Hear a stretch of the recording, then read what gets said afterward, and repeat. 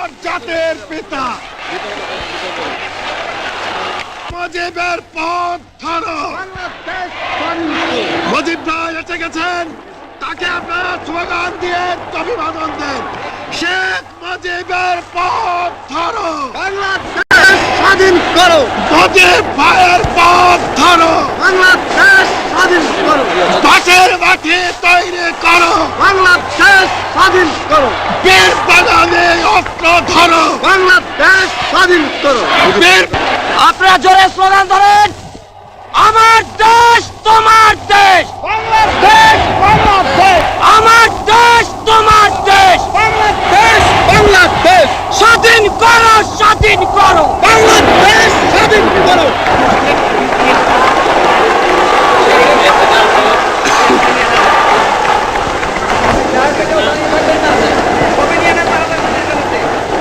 ভাইরা আমার, আজ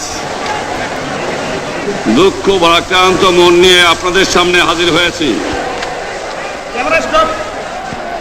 আপনারা সবই জানেন এবং বোঝেন আমরা আমাদের জীবন দিয়ে চেষ্টা করেছি, কিন্তু দুঃখের বিষয় আজ ঢাকা, চট্টগ্রাম, খুলনা, রাজশাহী, রংপুরে আমার ভাইয়ের রক্তে রাজপথ রঞ্জিত হয়েছে। আজ বাংলার মানুষ মুক্তি চায়, বাংলার মানুষ বাঁচতে চায়, বাংলার মানুষ তারা আজ তার অধিকার চায়। কিন্তু দুঃখের বিষয়, আজ দুঃখের সঙ্গে বলতে হয় 23 বছরের করুণ ইতিহাস, বাংলার অত্যাচারের, বাংলার মানুষের রক্তের ইতিহাস, 23 বছরের ইতিহাস, মুমূর্ষ নরনারীর আর্তনাদের ইতিহাস, বাংলার ইতিহাস, এদেশের মানুষের রক্ত দিয়ে রাজপথ রঞ্জিত করার ইতিহাস। 1952 সালে রক্ত দিয়েছি, 1954 সালে নির্বাচনে জয়লাভ করেও আমরা গদিতে বসতে পারি নাই। 1958 সালে আইয়ুব খান মার্শাল ল জারি করে 10 বছর পর্যন্ত আমাদের গোলাম করে রেখেছে। 1967 সালে 6 দফার আন্দোলনে 7ই জুনে আমার ছেলেদের গুলি করে হত্যা করা হয়েছে। 1969 আন্দোলনে আইয়ুব খানের পতন হওয়ার পরে যখন ইয়াহিয়া খান সাহেব সরকার নিলেন, তিনি বললেন দেশে শাসনতন্ত্র দেবেন, গণতন্ত্র দেবেন, আমরা মেনে নিলাম। তারপরে অনেক ইতিহাস হয়ে গেল, নির্বাচন হলো। আপনারা জানেন দোষ কি আমাদের? আজকে আমি প্রেসিডেন্ট ইয়াহিয়া খান সাহেবের সঙ্গে দেখা করেছি, আপনারা জানেন, আলাপ আলোচনা করেছি।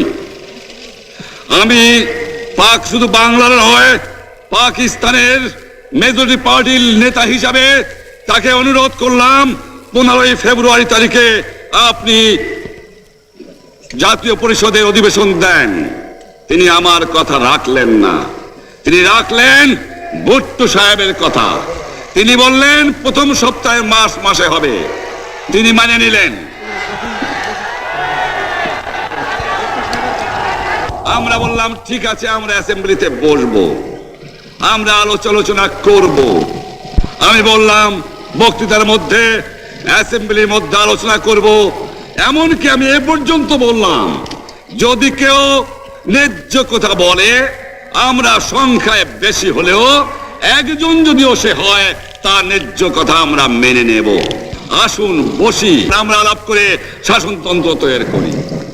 তিনি বললেন পশ্চিম পাকিস্তানের মেম্বাররা যদি এখানে আসে তাহলে কসাইখানা হবে অ্যাসেম্বলি। যদি কেউ অ্যাসেম্বলিতে আসে তাহলে পেশোয়ার থেকে করাচি পর্যন্ত দোকান জোর করে বন্ধ করা হবে, তারপরেও যদি কেউ আসে তাকে সন্ন্যাসার করা হবে। আমি বললাম অ্যাসেম্বলি চলবে। তারপরে হঠাৎ 1 তারিখে অ্যাসেম্বলি বন্ধ করে দেওয়া হলো। কি পেলাম আমরা? আমার পয়সা দিয়ে অস্ত্র কিনেছি বহিঃশত্রু আক্রমণ থেকে দেশকে রক্ষা করার জন্য।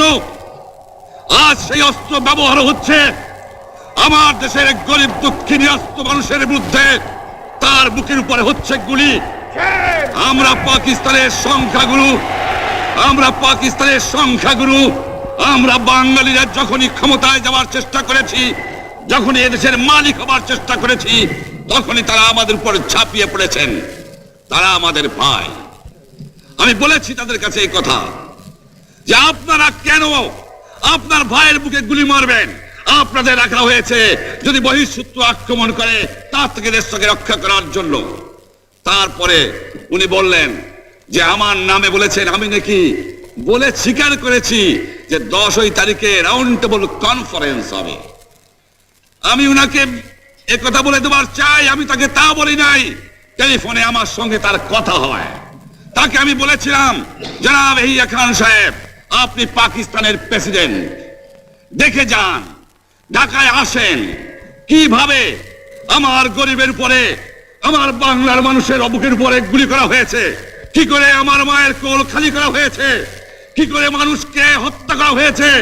আপনি আসুন, দেখুন, বিচার করুন, তারপরে আপনি ঠিক করুন। আমি এই কথা বলেছিলাম। হঠাৎ আমার সঙ্গে পরামর্শ না করে বা আমাদের সঙ্গে আলোচনা না করে 5 ঘন্টা গোপনে বৈঠক করে যে বক্তৃতা তিনি করেছেন এবং যে বক্তৃতা করে অ্যাসেম্বলি করেছেন, সমস্ত দোষ তিনি আমার উপরে দিয়েছেন, বাংলার মানুষের উপরে দিয়েছেন।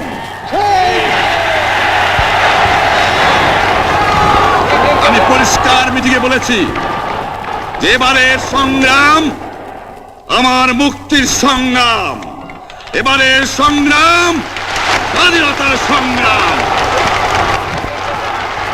আমার 25 তারিখে অ্যাসেম্বলি কল করেছে, রক্তের দাগ শুকায় নাই।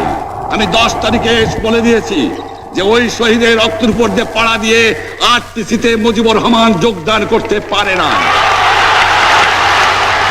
অ্যাসেম্বলি কল করেছেন, আমার দাবি মানতে হবে। প্রথম সামরিক আইন মার্শাল ল উড্র করতে হবে, সমস্ত সামরিক বাহিনীর লোকদের ব্যারাকে ফেরত দিতে হবে, যেভাবে হত্যা করা হয়েছে তার তদন্ত করতে হবে,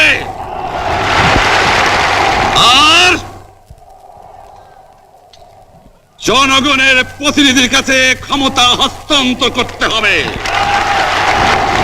তারপরে বিবেচনা করে দেখব আমরা অ্যাসেম্বলিতে বসতে পারবো কি পারবো না। এর পূর্বে অ্যাসেম্বলিতে বসার, আমরা অ্যাসেম্বলিতে বসতে আমরা পারি না। জনগণ সে অধিকার আমাকে দেয় নাই। ভাইয়েরা আমার, তোমরা আমার উপর বিশ্বাস আছে? আমি প্রধানমন্ত্রিত্ব চাই না, আমরা দেশের মানুষের অধিকার চাই। আর যদি একটা গুলি চলে, আর যদি আমার লোকের উপর হত্যা করা হয়, তোমাদের উপর কাছে আমার অনুরোধ রইল, প্রত্যেক ঘরে ঘরে দুর্গ গড়ে তোলো। তোমাদের যা কিছু আছে তাই নিয়ে শত্রুর মোকাবেলা করতে হবে, এবং জীবনের তরে রাস্তাঘাট যা যা আছে সবকিছু আমি যদি হুকুম দেবার নাও পারি, তোমরা বন্ধ করে দেবে। তোমরা আমার ভাই, তোমরা ব্যারাকে থাকো, কেউ তোমাদের কিছু বলবে না, কিন্তু আর আমার বুকের উপর গুলি চালাবার চেষ্টা করো না।